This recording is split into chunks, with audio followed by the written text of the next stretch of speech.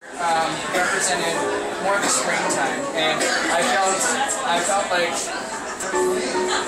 you'll notice none of my work goes down.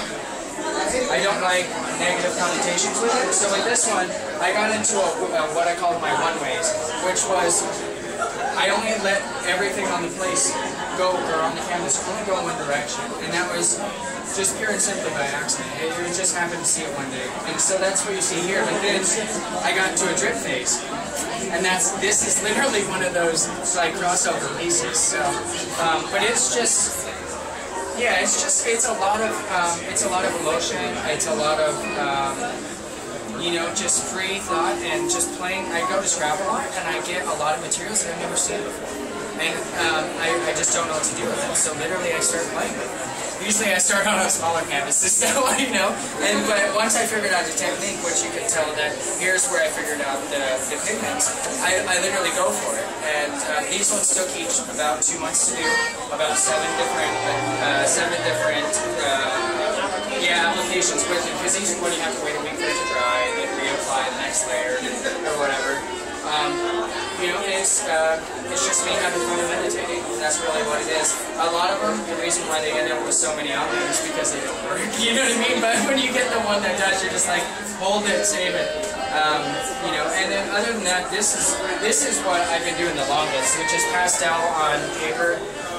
But I progressed off pastel. As you'll see, there's ink, there's marker, there's paint, there's wax, and I use the wax, like candle wax. Yeah, and I use it as a retardant. Like a bunty. Yeah, exactly. And that's what's clothing, right? Yeah. So, just so it doesn't adhere to it. And these I like a lot because I get to touch them. There's no disconnect, there's no paintbrush. And so I'm actually in here with my fingers and texturing it, where here I always have a paintbrush between us. And I feel like that's why I like it more, is because I feel like there's an absolute raw emotion in these. Where these ones, I mean, there's some paintings that I've never even touched it. I just plain and simply have thrown stuff on it. I've just, and just whatever so I really enjoy the connectedness with it. I look at each one of them as like a journal page. And so and you don't always like every page of the journal. Let's go over it again. So I just put on, I'll put on many different stains, anything I have around, like this one against the dark, the main color scheme comes from a wood finishing. Because when I was redoing some of my antiques, I realized that I just had this liquid around that I wasn't going to use again for 6 months. It's a stain underneath. No, it's underneath. There's some spots where you can see that it's this beautiful like brown. It's underneath here. It is here.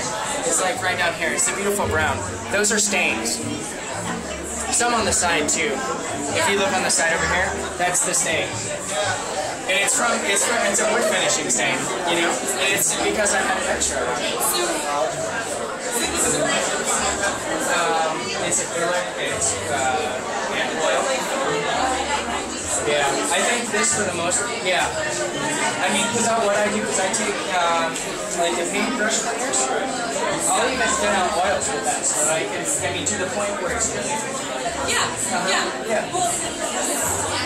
And then this is just. Because you go from lightest to the heaviest. That was not very good. No, it's almost like an ink. I don't know what its base is, but it's like an ink. I mean, it was the same viscosity as So, and it was.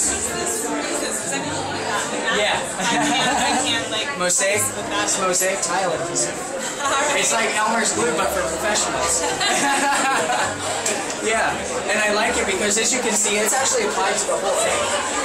And it's see-through. And I realized that one day when I was actually working with a friend on mosaics. But I like the translucency of it because it allows you to see ever so slightly what's behind it. And that to me was, and then it still has that viscosity that it's nice and clumpy still, which it goes back to the texture thing, which I love it.